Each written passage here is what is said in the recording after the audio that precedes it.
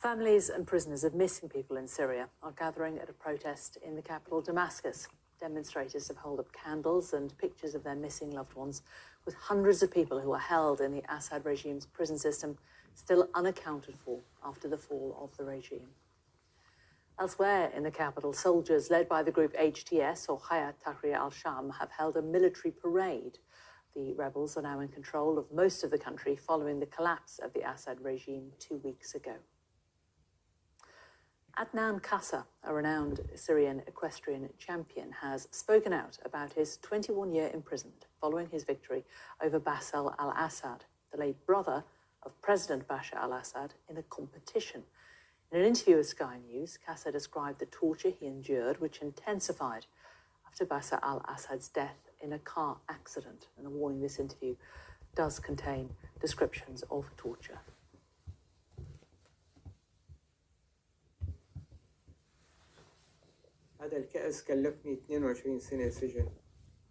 This trophy cost me 22 years in prison because of the jealousy of Bashar al-Assad, the son of former Syrian President Hafez al-Assad, after a race I won.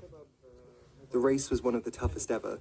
It was the third international equestrian championship in Syria, with participants from countries like Saudi Arabia, Qatar, the UAE, Lebanon, Jordan, Libya, and Kuwait. From that point on, Bashar al-Assad's jealousy became obvious, because other people had expected me to win. So they ambushed me while I was going to training. I went to the club to check on the horses, and as I was leaving, 2 security officers stopped me at the gate, pointing their guns at my head. I asked them what was going on. They opened the car door, handcuffed me, and blindfolded me. They took me to an investigation center located underground for 6 months. I was subjected to severe torture. Afterward, I was transferred to Sayyidnaya prison, to the 3rd floor, the wing with the black door. I stayed in this wing for 10 months, where I was tortured. During my time there, Bashar al-Assad died. When Bashar had his accident and passed away, I didn't know what had happened. A group of officers came, dragged me out of my cell, and severely beat me in front of everyone. They tortured me brutally, and the abuse continued 4 times a day, or even more, for several days. Afterward, I was transferred to Tadmor prison, where I remained for 7.5 years. For 4 of those years, I was in solitary confinement.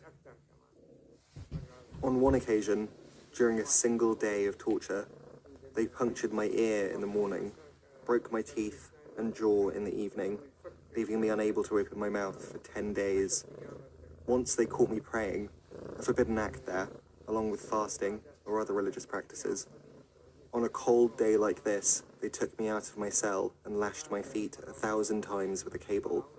4 officers participated, hitting me from the front, back, left, and right. The whipping tore my feet, exposing the bones.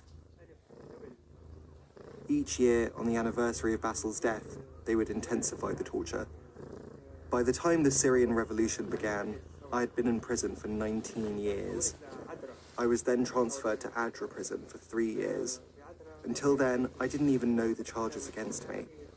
Eventually, I learned they were for insulting the president and attempted murder, referring to Bashar's death, even though I was in prison at the time. Despite calls for my release from numerous journalists and human rights activists, nothing happened. During those 3 years, more than 5 amnesty decrees were issued, which should have included me, but I remained in detention. I spent 22 years in prison unjustly, without committing any crime. Praise be to God, the revolution triumphed and overthrew this dictatorial regime.